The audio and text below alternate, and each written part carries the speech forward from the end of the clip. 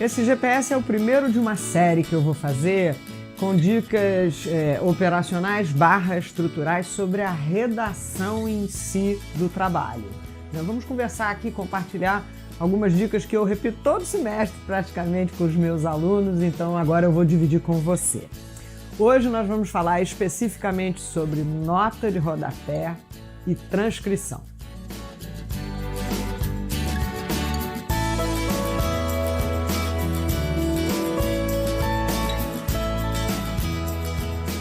Vamos falar primeiro sobre transcrições. E a dúvida está em devo fazer, não devo fazer, quantas, com que extensão. Vamos lá. Há mais tempo atrás, digamos, talvez na década de 80, início da década de 80 e tal, você percebia um número muito maior de transcrições no trabalho acadêmico. Especialmente se você estivesse cuidando de uma fonte de acesso difícil, um livro estrangeiro, uma decisão de corte internacional e tal. Hoje em dia isso não se vê mais, isso não é recomendado.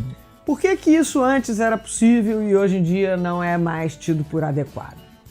No passado, o acesso a essas fontes internacionais, livros internacionais, decisões estrangeiras e tal, era um acesso muito mais difícil. E aí, portanto, você que tinha o privilégio de ter um livro francês, um livro italiano, ou qualquer coisa do gênero, e ia usá-lo no seu trabalho científico, era de bom tom que você fizesse a transcrição para que o seu leitor pudesse ter acesso a essa fonte prestigiada que você está utilizando. Esse quadro hoje em dia não é mais verdade. O acesso ao material internacional é relativamente fácil por conta da internet e outros mecanismos. Então isso fez com que se mudasse a perspectiva em relação às transcrições. E hoje em dia não é de bom tom que você abuse das transcrições, seja com muitas delas, né, um número muito grande de transcrições, seja com a transcrição de um trecho muito longo da fonte de que você está se valendo.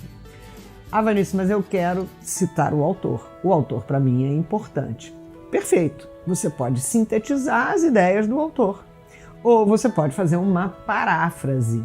Agora, evite a transcrição, porque ela dá ao seu trabalho um aspecto assim de colcha de retalhos.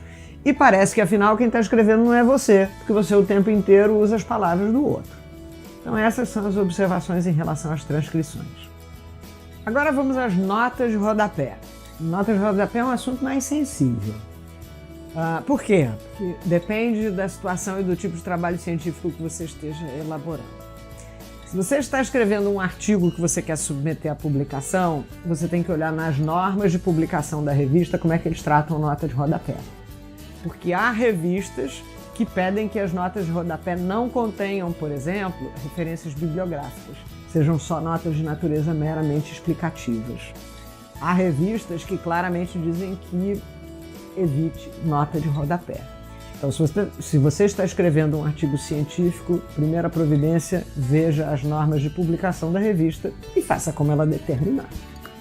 Não, Vanessa, não é um artigo científico que eu estou escrevendo a minha dissertação, eu estou escrevendo a minha tese, estou escrevendo um trabalho de conclusão de curso. Bom, aí existe um conjunto de dicas sobre as notas de rodapé. Primeira delas, evite o excesso. O problema da nota de rodapé é o seguinte: você está lendo, surge uma nota de rodapé, você interrompe a leitura e você vai olhar o que diz a nota de rodapé. Diz uma coisa absolutamente acessória. Tá bom, você volta para a leitura. Onde mesmo que eu estava? O que mesmo que a frase dizia? Demora um tempinho para você se reencontrar. Você segue lendo, 5, 6, 8 palavras depois, outra nota de rodapé. Interrompe a leitura, olha lá embaixo, vê o que tratava, volta para cima. Onde eu estava mesmo? Então, esse é o problema da nota de rodapé. Ela quebra o teu ritmo de leitura. E, meus amigos, vamos combinar. Você vai fazer isso 1, 2, 3, 5 vezes. Se na 5ª vez você se apercebe que a sua interrupção do texto principal para ler a nota de rodapé não contribuiu muito, a nota de rodapé era um acessório, era uma coisa que não era substantiva para entender o texto, o que vai acontecer é que o teu leitor vai parar de ler a nota de rodapé. Então você que está salpicando o seu texto de nota de rodapé para mostrar a sua erudição, para mostrar que você pesquisou muito, você está jogando teu esforço fora, porque o leitor vai parar de consultar, né? Então, parcimônia é o nome do jogo em matéria de nota de rodapé. Uma coisa que eu já posso de pronto te dizer que é absolutamente desnecessária é a nota de rodapé, por exemplo, para transcrever dispositivo legal de fácil acesso. De vez em quando a gente vê no texto o aluno transcrevendo em nota de rodapé o texto da Constituição. Absolutamente desnecessário, só enche o trabalho e cansa o leitor. Também para que você tenha uma certa dosimetria, né, no número de notas de rodapé, ok, você leu 18 autores que falam todos a mesma coisa. Não precisa botar os 18 autores, né? Você pode dizer, por todos, fulano. E aí cite um determinado autor, reconhecidamente importante, significativo, e com isso você já está sinalizando que aquele tema especificamente é um tema pacífico na doutrina.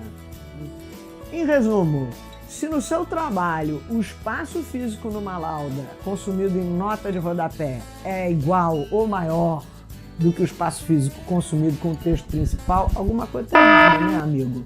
Porque o texto principal deve ocupar o espaço principal.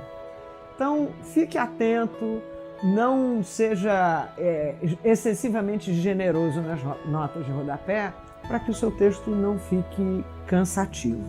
Esse é um cuidado que você deve ter, em especial na sua revisão. Agora, lembre-se sempre, na dúvida em relação a uma nota de rodapé, ou se você está se comportando da maneira adequada em relação às inclusões, quem é que vai te ajudar nisso? Seu orientador ou orientadora. Ele está lá para isso. Mas essas foram as dicas do teu GPS acadêmico para que você poupe o seu orientador dessa pergunta. E a gente se vê então no próximo vídeo.